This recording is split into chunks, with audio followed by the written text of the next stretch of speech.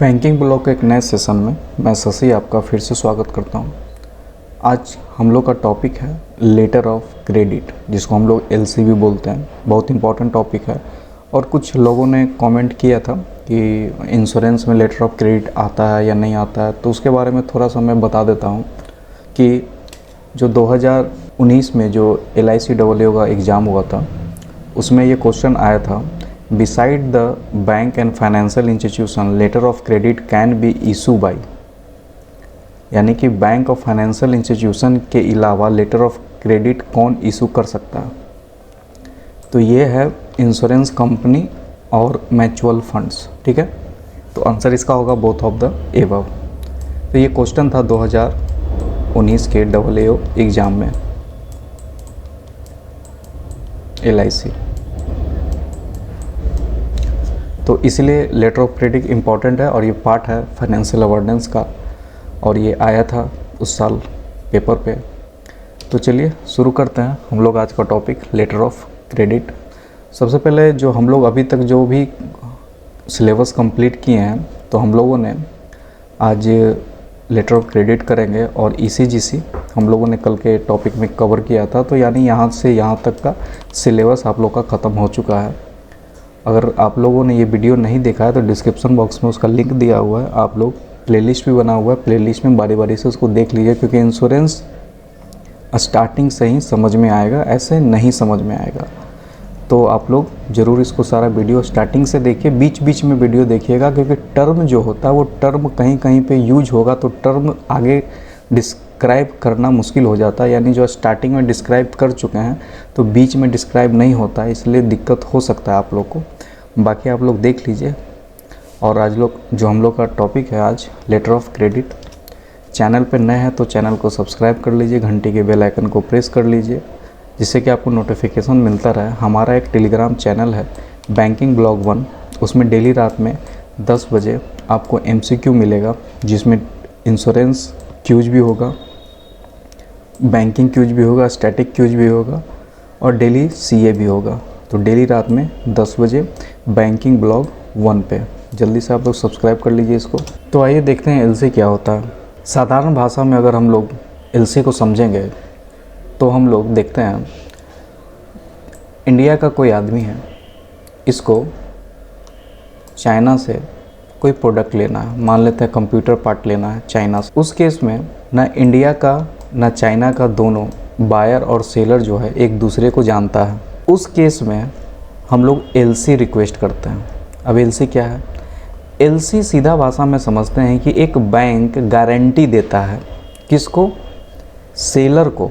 यानी जो भी बायर का बैंक होता है सेलर को गारंटी देता है कि भाई पेमेंट मेरा जो क्लाइंट है वो आपको सही टाइम पे कर देगा। उसी का एक रिटर्न स्टेटमेंट होता है, उसी को हम लोग कहते हैं LC, लेटर ऑफ क्रेडिट। तो अगर देखते हैं यहाँ पे, buyer in India want to purchase a computer equipment from China, और buyer seller can't trust each other. दोनों अननोन है, दोनों को ट्रस्ट नहीं है। ये इसका कहना है कि अगर हम पेमेंट कर देते हैं, ये अगर प्रोडक्ट ना भेजे, इसका कहना है कि हम प्रोडक्ट भेज दें, ये पेमेंट ना करें। तो ये जो ट्रस्ट मुश्किल है, क्योंकि ओवरसीज मामले हैं।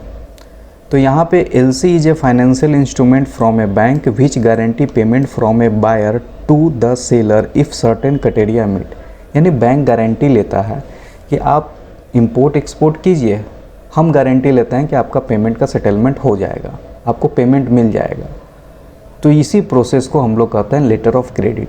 तो आइए प्रोसेस बाय प्रोसेस देखते हैं कि प्रोसेस में कैसे LC रिक्वेस्ट होता है और कैसे LC के थ्रू पेमेंट मिल जाता है फाइनली सेलर को। तो सबसे पहले जो बायर होता है उसका अपना बैंक होता है, जिसको हम लोग ओपनिंग बैंक या इशूइंग बैंक बोलते हैं। जो भी ये अप्लीकेंट होता है उसका अपना बैंक होता है, उसी बैंक में ये रिक्वेस्ट डालता है LC के लिए। पहला स्टेप रिक्वेस्ट LC, ठीक है।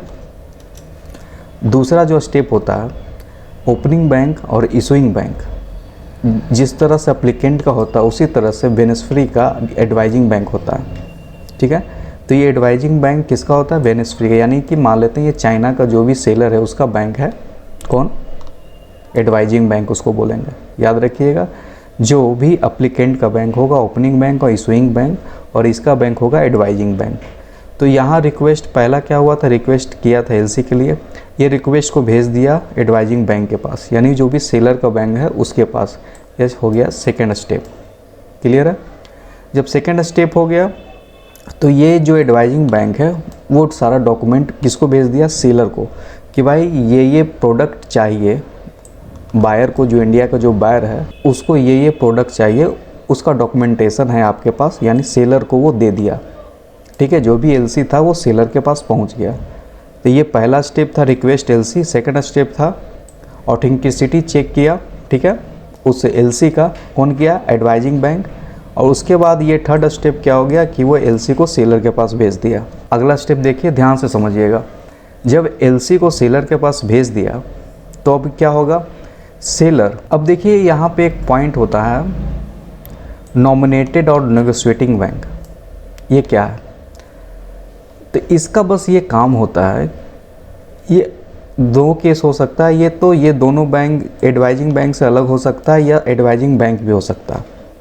तो जनरल केस में ये अलग ही होते हैं। मान लेते हैं इसका बैंक है, ये इसका बैंक है, ये अलग से बड़े बैंक होते हैं जिसका काम बस इतना ही होता है कि डॉक्यूमेंटेशन देखना, बिल ऑफ लैंडिंग जारी करना। अब हुआ क्या, पहला स्टेप में रिक्वेस्ट किया गया, सेकेंड स्टेप में एलसी को एडवाइजिंग बैंक के पास भेजा गया, एडवाइजिंग बैंक ऑथेंटिसिटी चेक किया, और थर्ड स्टेप में एलसी जो सेलर के पास चला गया। सेलर के पास जैसे ही चला गया, सेलर नॉमिनेटेड और नेगोशिएटिंग बैंक के पास डॉक्यूमेंट को भेज दिया। उसके बाद ये जो नॉमिनेटेड और नेगोशिएटिंग बैंक है वो बिल ऑफ लैंडिंग जारी किया, यानी कि ये बोला कि ठीक है सारा डॉक्यूमेंट सही है। बिल ऑफ लैंडिंग किसको जारी किया गया, सेलर को।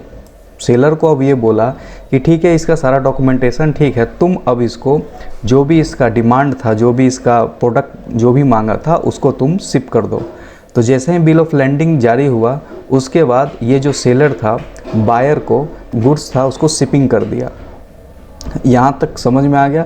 पहला कंडीशन था रिक्वेस्ट एलसी, सेकंड कंडीशन था request LC advising bank, third condition था सेलर के पास चला गया, फोर्थ में हो गया क्या कि नॉमिनेटेड बैंक के पास ये डॉक्यूमेंट चला गया। नॉमिनेटेड बैंक आपको सेलर को बोला कि आप अब इसको जो भी प्रोडक्ट इसका डिमांड था उसको आप इसको भेज सकते हैं, यानी शिप कर सकते हैं। यहाँ तक क्लियर है?